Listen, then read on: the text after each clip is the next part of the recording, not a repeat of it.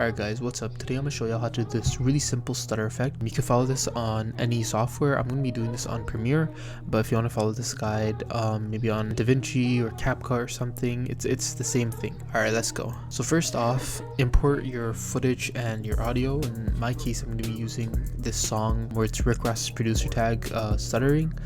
And then I'm gonna find when I want to do my transition. So usually you want to do it when there's like a lot of movement so that the stutter is kind of like recognizable. And in my case, I'm gonna do it right when these two guys bump into each other, right here.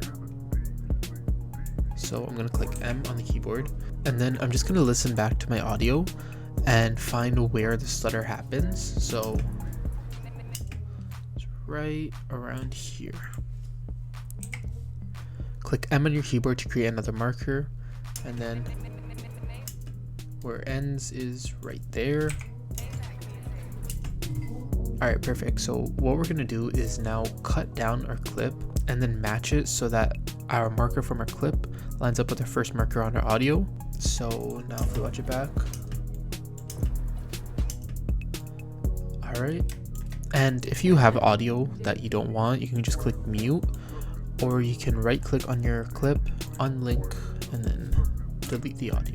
Alright, so from here what I'm going to do is I'm going to go 4 frames forward. So 1, 2, 3, 4. You can do that by clicking the arrow keys on your keyboard. And then I'm going to cut these 4 frames, so Control K. And then this is where the stutter happens. So I'm going to now take this, press Alt on my keyboard, and then drag my clip to the right. So now I have 2. I'm going to highlight both of them again, click Alt, drag it to the right, line it up again, and then we're just going to keep on doing this until we reach the end marker, which we almost are at. Perfect. And now we can just extend the clip. Alright, let's watch this back.